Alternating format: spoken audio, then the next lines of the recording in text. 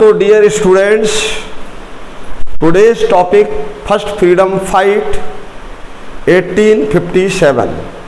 So let's get start with the topic first freedom fight 1857 which lasted July 8, 1859.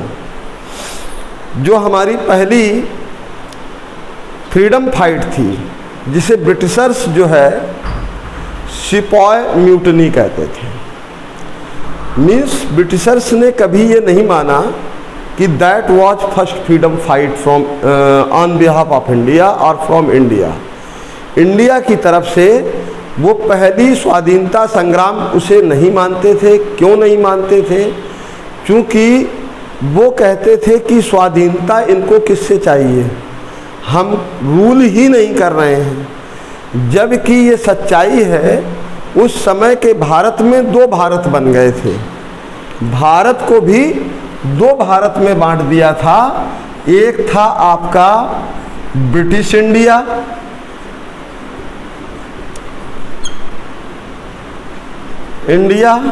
और दूसरे थे princely state. जो British India था, इस इंडिया में पूरी तरह से ब्रिटिशर्स का रूल था। कुछ थे जो स्टेट थे वो इंडिपेंडेंट थे, जिनको हम प्रिंसली स्टेट या हिंदी में देसी रियासतें कहते हैं। तो कहने का मतलब है जो ब्रिटिश इंडिया था उस पर ब्रिटिशर्स रूल कर रहे थे। अब ब्रिटिशर्स रूल कब कर रहे थे ये तो हमने पहले भी कई बार बताया है कि 1757, 1764 प्लासी और बक्सर के युद्ध के बाद उन्होंने civil rights, revenue collection rights ले लिए, जिसकी वजह से उनका जो है इंडिया में, इंडिया के सोसाइटी, कल्चर, सिविल, पॉलिटिकल में इनका इंटरवेन हो गया। अब जब ये ब्रिटिशर्स ने हमारे देश के सोशल मैटर्स में, पॉलिटिकल मैटर्स में जब इनका इन्वॉल्वमेंट हो गया तो हमारी ये रिचुअल्स में जो हमारे कुछ रीति रिवाज हैं, उन रीति रिवाजों में भी इनका इंटरवेन होने लगा। राइट? जैसे कि एक टाइम था हमारे कल्चर्स के साथ भी खिलवाड़ होने लगा। हमारे यहाँ एक टाइम था सती प्रथा।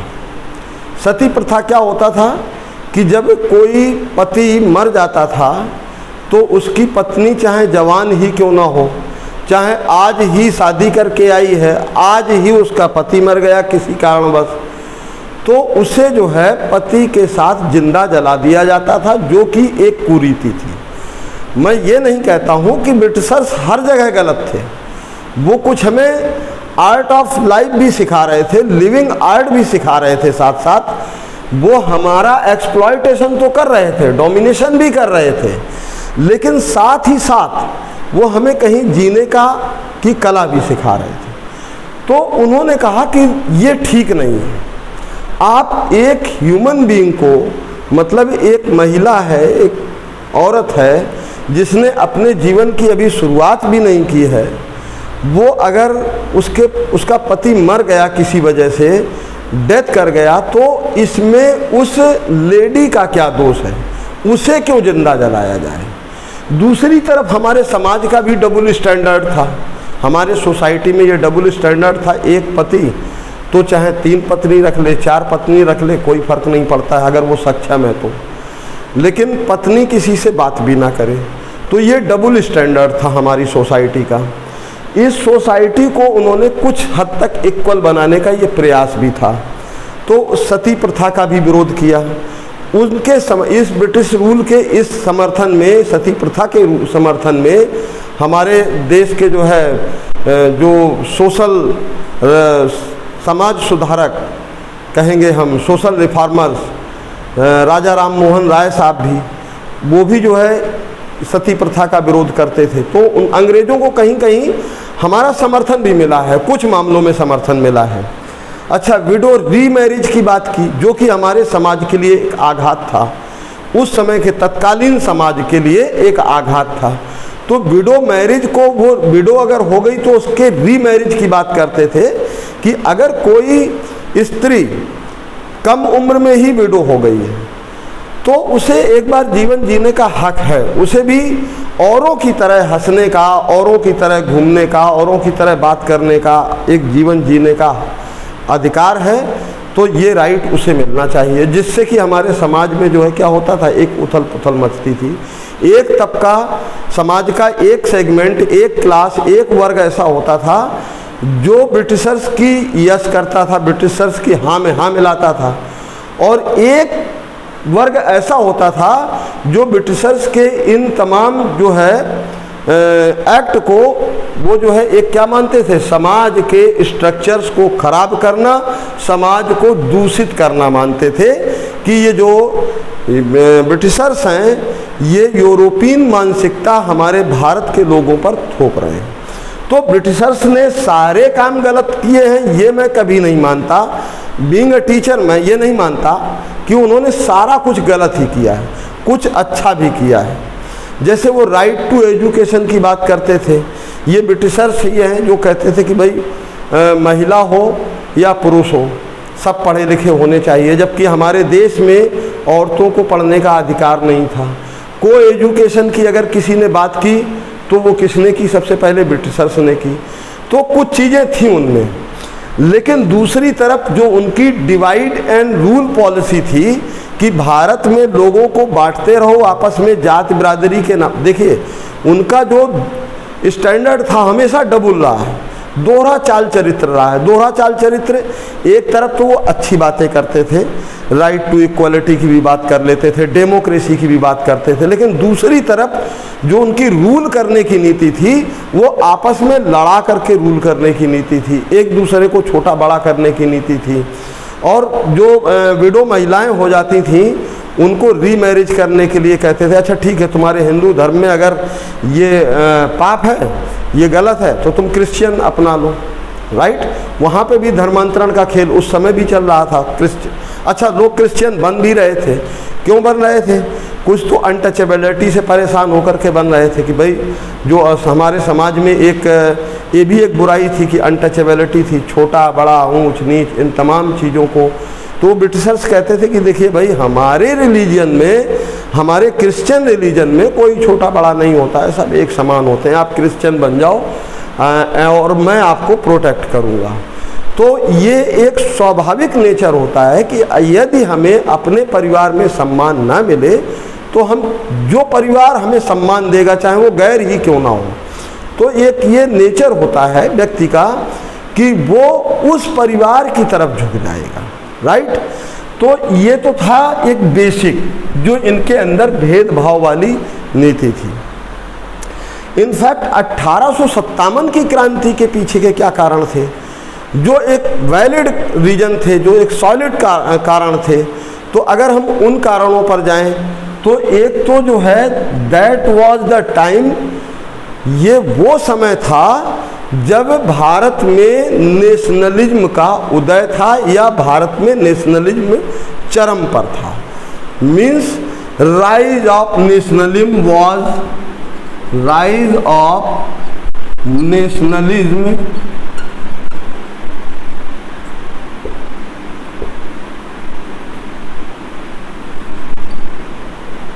Rise of nationalism was on peak. मतलब एक बिंदु तो ये था कि भारत में जो राष्ट्रवाद था वो चरम पर था। दूसरा,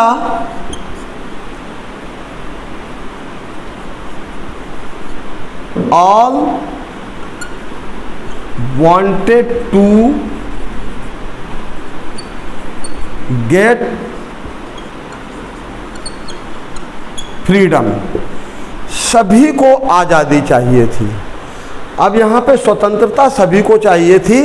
अब स्वतंत्रता किस तरह किसको किससे चाहिए थी, सभी के लिए आज़ादी की मीनिंग, फ्रीडम की मीनिंग अलग अलग थी। किसी को तो फ्रीडम चाहिए था ब्रिटिश रूल से, कुछ लोग तो ब्रिटिश रूल से छुटकारा पाना चाहते थे, कुछ जो है स्लेवरी सिस्टम से, जो मतलब एक हमारा यहाँ एक लोगों को गुलाम बनाने की प्रथा रही है कि बंधुआ मजदूर बनाने की प्रथा रही है, बॉन्डेड लेबर कह लो या स्लेवरी सिस्टम कह लो, एक ही बात होती है। किसी को स्लेवरी सिस्टम और कुछ सोशल एविल्स थे, जो सामाजिक बुराइयां थीं, उनसे जो है लोगों को छुटकारा चाहिए था। राइट? तो यहाँ पर स्वतंत्रता सभी को चाहिए थी। तीसरा एक बड़ा कारण था, जो हमारे देश में हिंदू और मुसलमान, ये दो समुदाय एक ऐसे समुदाय रहे हैं जो आपस में हमेशा लड़ते रहे, लेकिन आपस में हमेशा साथ रहे।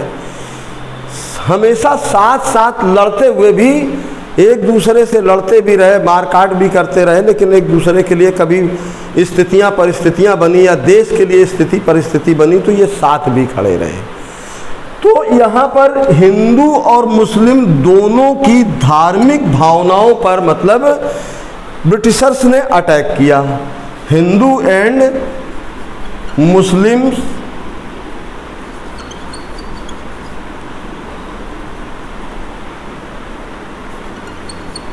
रिलीजन्स अटैक, मतलब धार्मिक भावनाओं पर अटैक किया गया, या यूं कह दीजिए कि religious attack on Hindu Muslims. ये हिंदू मुस्लिम्स की धार्मिक भावनाओं पर जो है इन्होंने अटैक किया, जिसकी वजह से that led to first freedom fight, जिसके कारण फर्स्ट फ्रीडम फाइट हो गई। ये कुछ मुख्य कारण थे। राइट? अब ये मुख्य कारण पर अगर हम इन्हीं तीन बिंदुओं पर चर्चा कर लें पहले, तो सबसे पहले हम चर्चा करेंगे यहाँ थर्ड पॉइंट से, जो फर्स्ट फ्रीडम फाइट का कारण बना। इनफैक्ट हुआ क्या था, दिसंबर 1856 में, कब? दिसंबर 1856 में ब्रिटिश आर्मी में एक राइफल लॉन्च की गई, या एक राइफल आई जिसका नाम था रॉयल इनफील्ड।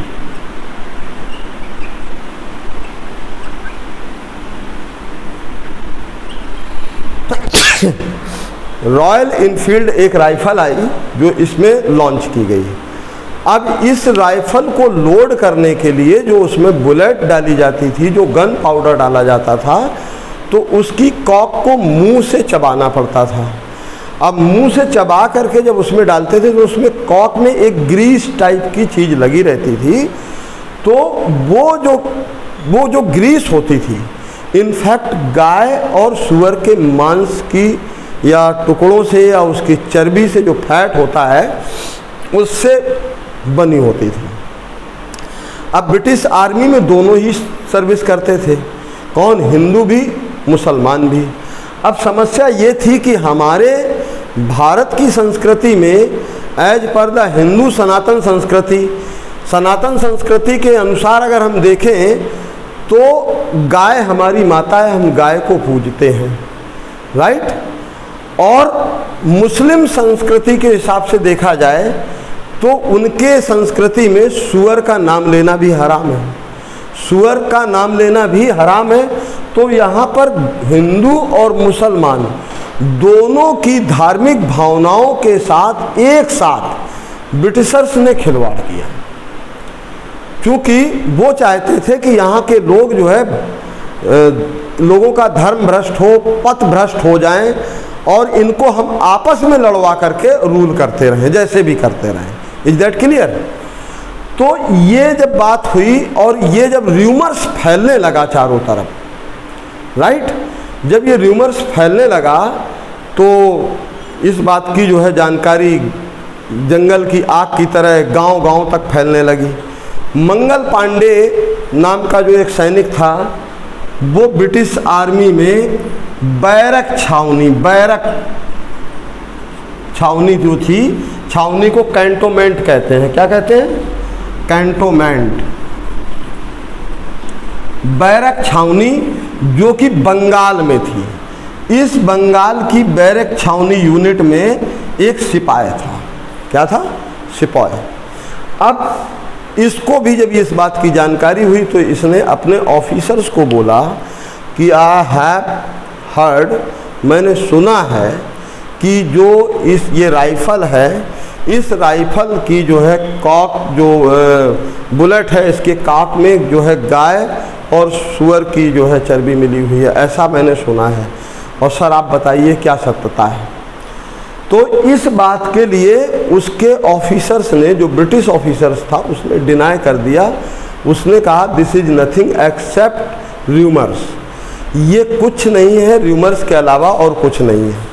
ये आप जो है सिर्फ अपनी ड्यूटी पर ध्यान दें, अफवाहों पर ध्यान ना दें। मतलब don't pay attention towards the rumours and पे योर ड्यूटी, राइट। आप अपनी ड्यूटी करें। इस बात को लेकर के वो थोड़ा सा निश्चिंत हो गए।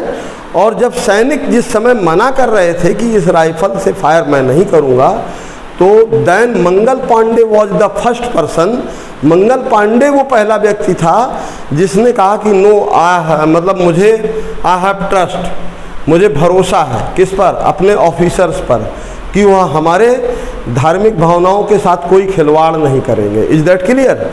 तो ये इस बात को जो है उसने अपने ऑफिसर्स पर ट्रस्ट करते हुए मंगल पांडे ने राइफल उठाई और फायर खोला। उसने पहली बार जो है अपने मुंह से कॉक को जो है चबा करके और जो गन लोड करके उससे फायर किया। जब मंगल पांडे ने फायर कर दिया तो फिर अन्य लोगों ने भी फायर कर दिया। अब होता क्या है कि जब मंगल पांडे ने फायर कर दिया तो बाकी लोग भी कैसे पीछे रहते कि भाई एक सिपाही ने कर दिया है तो बाकी अरे भाई करो करो, सारे लोग करो, मंगल पांडे ने देखो, मंगल पांडे ने खोल दिया, well done Mangal, well done Mangal, like that. इस तरह की बातें होने लगती हैं ना। जब कोई आदमी काम ना कर रहा हो, कोई एक आगे बढ़ के कर दे तो सारे उसको जो है क्या करने लगते हैं, अप्रिशिएट करने लगते हैं। तो बाकी के लोग भी फिर आगे आ जाते हैं। तो बाकी जो उस कैंटोनमेंट में, जो उस समय छावनी में जो भी अन्य सैनिक मौजूद थे, चाहे वो हिंदू हो या मुसलमान हो, सबने जो है राइफल उठाई और फायर स्टार्ट कर दिया। खैर ये सब चलता रहा, लेकिन ये र्यूमर्स भी साथ के साथ बहुत तेज़ी से बढ़ते रहे कि नहीं उसमें गाय और सूअर की चर्बी मिली हुई है, गाय और सूअर की चर्बी मिली हुई है। र्यूमर्स थमने का नाम नहीं ले रहे थे। तो ओवरऑल मंगल पांडे ने ये डिसाइड किया कि एटलीस्ट वंस मैं खुद चेक करूँगा इसकी सत्यता क्या है। और मंगल पांडे वहाँ पहुँच गया जहाँ पर ये बुलेट बनती थी, जहाँ पे ये कारतूस बनता था।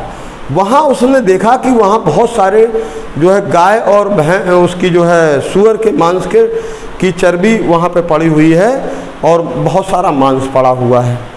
तो मंगल पांडे का जो है मत्था ठनक गया। First of all he wanted to suicide himself. वो पहले तो खुद को ही सुसाइड करना चाहता था, लेकिन बाकी के लोग जो है, जैसा कि हमारा भारत का कल्चर रहा है कि हम रोज़ लड़ते हों, लेकिन जब कभी कोई प्रॉब्लम में होता है तो फिर उसके साथ खड़े होते हैं, उससे बात भी करते हैं। तो जो मुस्लिम सैनिक थे उन्होंने भी कहा कि मंगल क्या करने जा रहा था यार, तू ये बता क्या बात हो गई।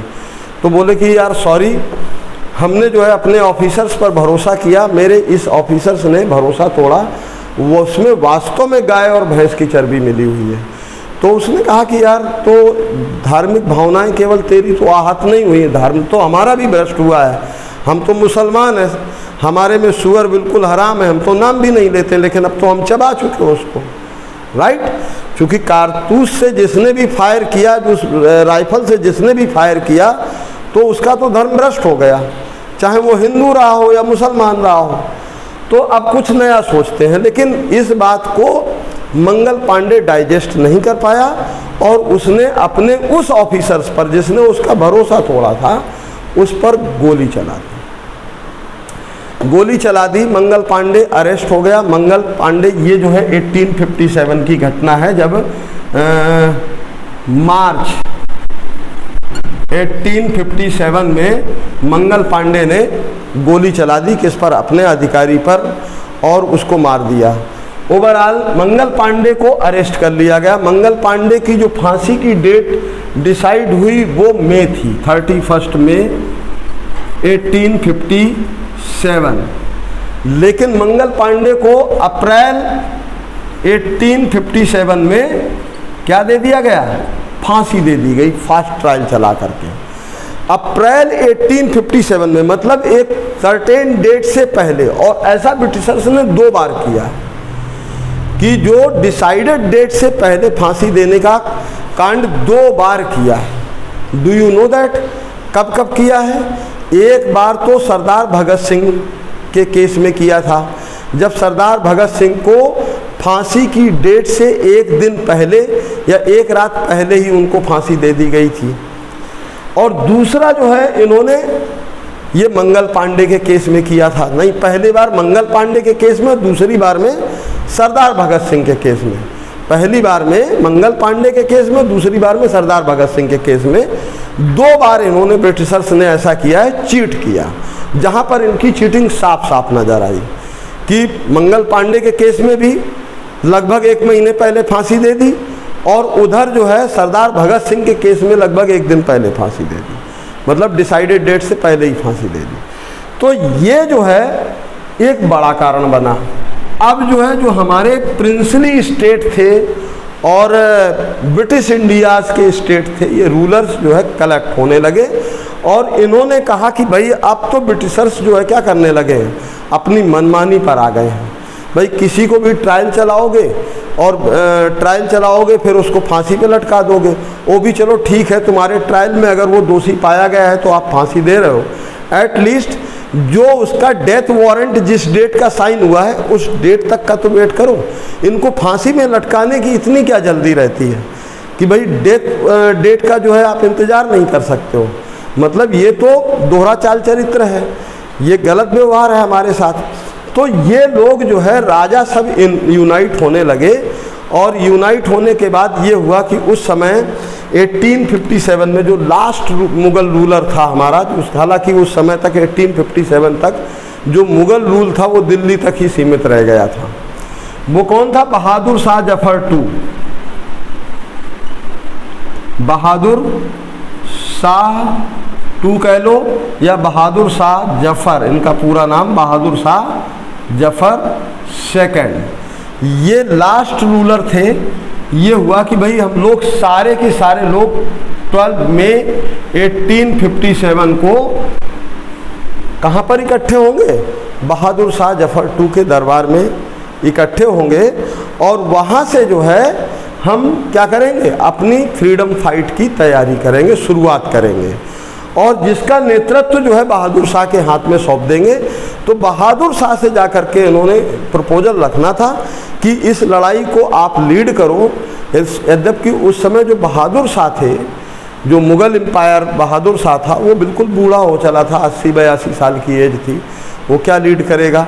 लेकिन ये था कि भाई इनको हम बताएंगे कि आपको लीड करना है, आपके नेतृत्व में मुग़ल एम्पायर के झंडे में के नीचे ये फ्रीडम फाइट शुरू होगी, आप इसको लीड कीजिए, और अगर हम जीतते हैं तो एक बार फिर से जो है मुग़ल एम्पायर का इस्टेब्लिशमेंट होगा। Is that clear?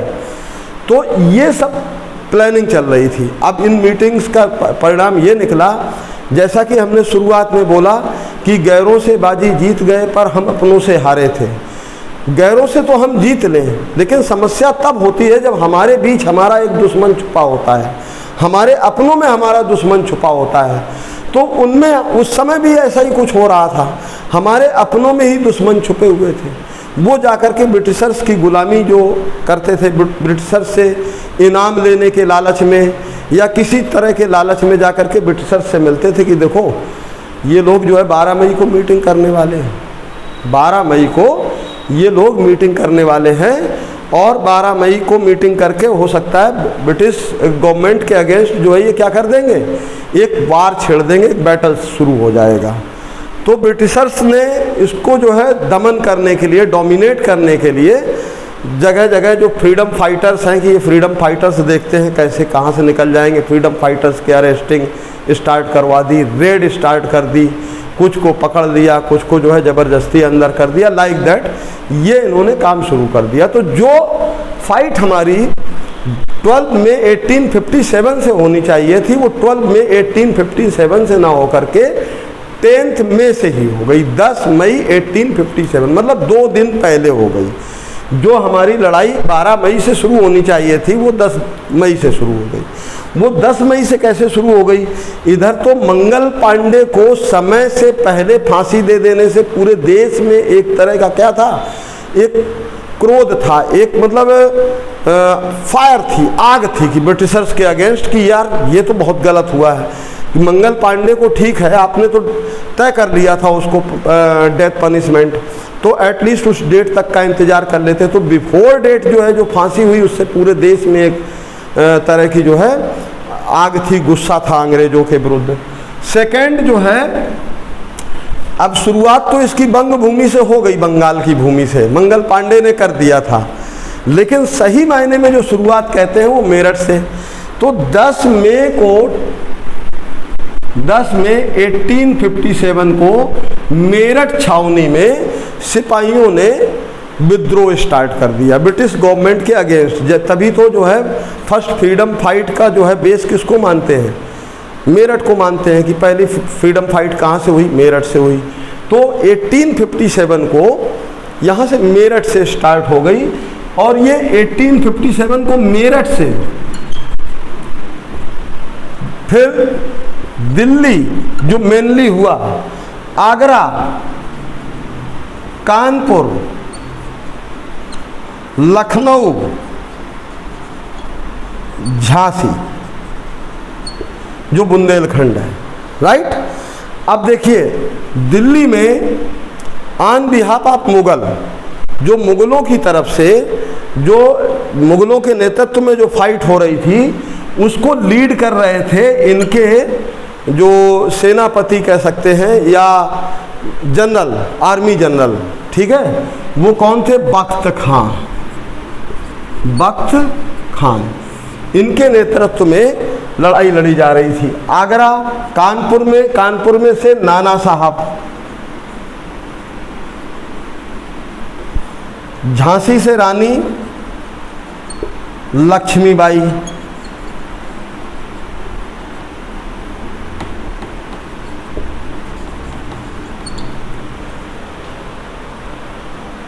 और लखनऊ से बेगम हजरत महल,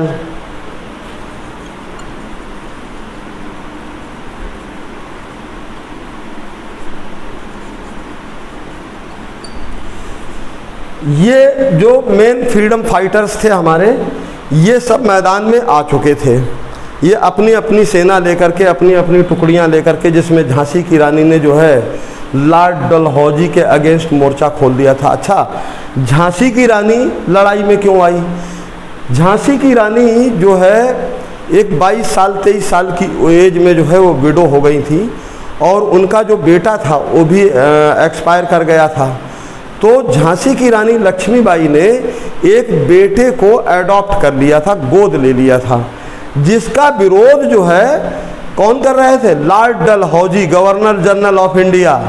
वो जो है क्या कह रहे थे कि भाई एडॉप्टेड चाइल्ड जो होगा, जो एडॉप्टेड बेबी है, वो सक्सेसर नहीं बन सकता, उत्तराधिकारी नहीं बन सकता है।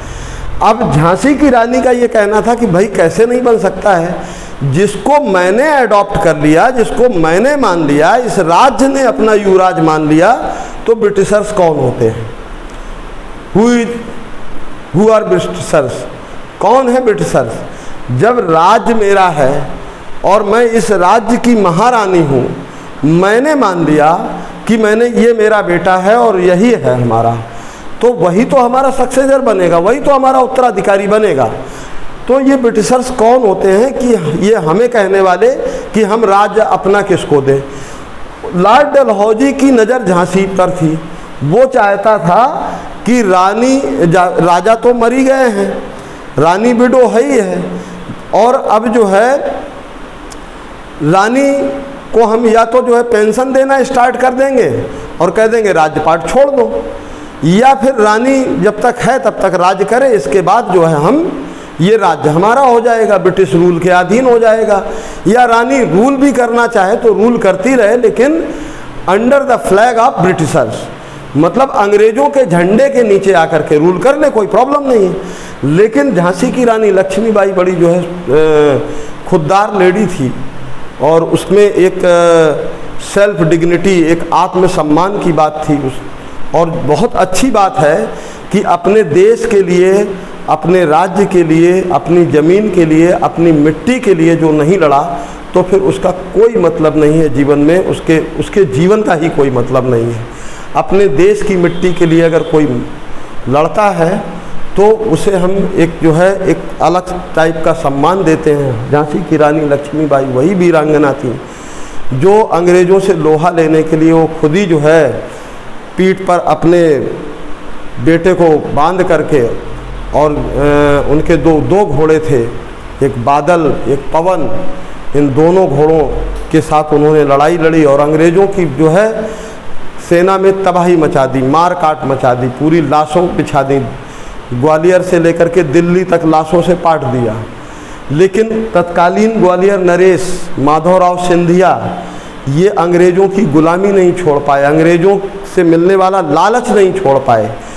इन्होंने जाकर के अंग्रेज़ों का साथ दिया रानी लक्ष्मीबाई के विरुद्ध, जिसकी वजह से हम 1857 की लड़ाई में जो हमारी फर्स्ट फ्रीडम फाइट थी उसमें हमें क्या मिली? हार मिली। और ये लड़ाई हमारी 1857 से स्टार्ट होकर के जुलाई 1859 तक चलती है। 8 जुलाई 1859 को क्या होता है? पीस बहाल होता है। तो ये उस समय जो देश के मन में या पूरे देश की जनता के मन में जो थी वो अंग्रेज़ों के विरुद्ध बगावत क्यों थी? क्योंकि उस समय राष्ट्रवाद चरम पर था। सबको लग रहा था कि अब स्वराज होगा, हम अपने राज्य की स्थापना स्वयं करेंगे, हम ब्रिटिशर्स की गुलामी नहीं करेंगे। तो एक तो कारण आपको बहुत अच्छे तरीके से समझ में आ गया कि ये जिसके वजह से स्वाधीनता संग्राम हुआ वो मंगल पांडे था। मंगल पांडे की समय से पहले उसको फांसी दे देना। और दूसरा कारण था नेशनलिज्म, जो राष्ट्रवाद था वो चरम पर था, सभी को आज़ादी चाहिए थी, राइट।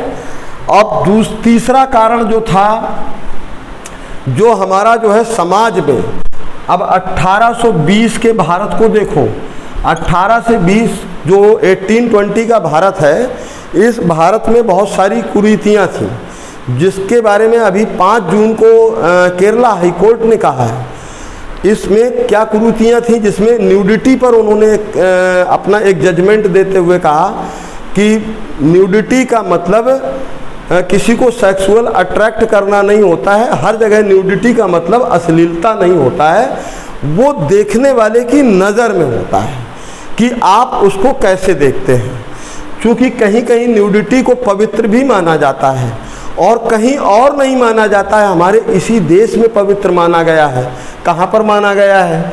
जैसे कि आपने अजंता एलोरा की केव्स देखी होंगी, मंदिर में नग्न मूर्तियाँ देखी होंगी, उनको हम पवित्र भी मानते हैं, इवन देन पूजा भी करते हैं। तो इसमें फातिमा रेहान को उन्होंने रिलीज करते हुए ये कहा है कि न्यूडिटी का ये मतलब नहीं। तो 1820 का जो भारत था, 1820 के भारत में 4 तरह के समाज 4 वर्गों में बटा हुआ था, जिसको हम ये कहें, ये ब्राह्मण, क्षत्रिय, वैश्य और शूद्र। ब्राह्मण, क्षत्रिय, वैश्य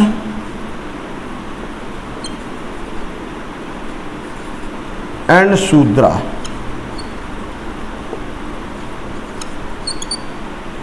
अब देखिए, इसमें इन्होंने कहा कि ब्राह्मण, ये जो उस समय का समाज था कि भाई वो सर्वश्रेष्ठ है, और इवन देन ये ब्राह्मण अपने आप को क्या समझता है कि मैसेंजर ऑफ गॉड, ये भगवान का दूत है, इसके मुंह से निकला हुआ वर्ड भगवान के शब्द को मानो, राइट।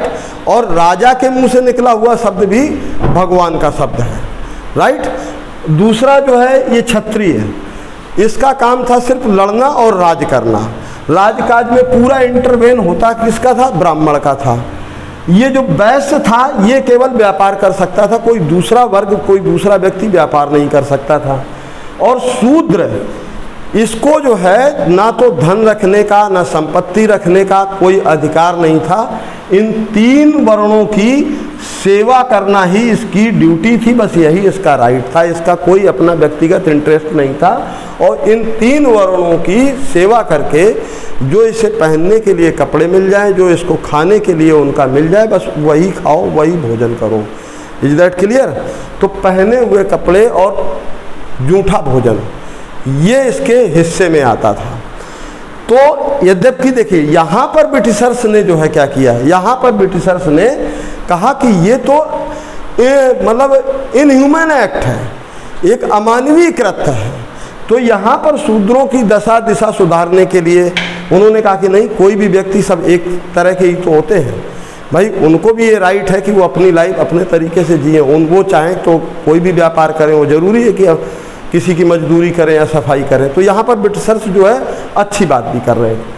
लेकिन यहाँ पर जो केरला हाई कोर्ट ने भी अभी उसी का एग्जाम्पल दिया है कि भाई एक वर्ग ऐसा भी था जो निचली जाति का, इसी केरला में जो त्रावणकोर स्टेट हुआ करता था किसी समय में, जहाँ पर निचली जाति की स्त्री को ऊपर का तन ढकना, मतलब स्तन ढकना एलाउ ही नहीं था, जिसके लिए उन्होंने बड़ी लड़ाइयाँ लड़ी हैं। और उसने अगर अपने बॉडी पर, अपर बॉडी पर पेंटिंग बनवा ली तो वो न्यूडिटी हो गई, अश्लीलता हो गई, ऑब्सीनिटी हो गई। तो दिस इज नॉट ऑब्सीनिटी, मतलब हर जगह न्यूडिटी ऑब्सीनिटी नहीं हो सकती है, ये केरला हाई कोर्ट का कहना था। अब कहने का मतलब यहाँ पर ये था कि ये समय नेशनलिज्म चरम पर था। 1820 के भारत में जो ये इंटरवेन कर रहे थे, एक तो आज़ादी की लड़ाई का ये भी एक कारण था, राइट। क्योंकि भारत में जो लोग थे वो कहते थे कि ये हमारे सामाजिक ढांचे में सब उथल पुथल मचा रहे हैं और गाय गधे और घोड़े सब एक जगह बैठाने की बात कर रहे हैं, जो कि हमारी समाज को स्वीकार नहीं था, मतलब सोशल एक्सेप्टेंस नहीं था। Is that clear. तो ये भी एक लड़ाई का कारण था। दूसरी तरफ जिनको ये खच्चर कहते हैं, गधे कहते हैं, वो भी तो जो है अपने उन मालिकों की गुलामी से आज़ाद होना चाहते थे, तो वो भी एक लड़ाई का कारण था। तो ये हमारी फ्रीडम फाइट के ये कई कारण थे। एक तो जो है नेशनलिज्म, दूसरा समाज का जो है विघटित होना, समाज यूनाइट भी होना चाहता था, समाज रिस्पेक्ट भी चाहता था। लेकिन ओवरऑल जो 1857 की जो हमारी फ्रीडम फाइट थी, जो अनसक्सेस रही, पूरी तरह से तो अनसक्सेस नहीं रही, काफ़ी हद तक हमने सफलता भी मिली। अंग्रेज़ों को जो है हमने बहुत हद तक उनको जो है एक तरह से औकात दिखा दी कि भाई अब और बर्दाश्त नहीं होता है। लेकिन ये 1859 में जा कर के हमारी जो है ये लड़ाई क्या हो जाती है, पीस में चेंज हो जाती है, शांत हो जाती है। लेकिन ये लड़ाई फिर रुकने का नाम नहीं लेती है, जिसके फॉर्म बदलते रहे, रूप बदलते रहे, और ये लड़ाई कंटिन्यू जारी रही। और 1947 में फाइनली हम जो है क्या ले लेते हैं, फाइनली वी गॉट फ्रीडम।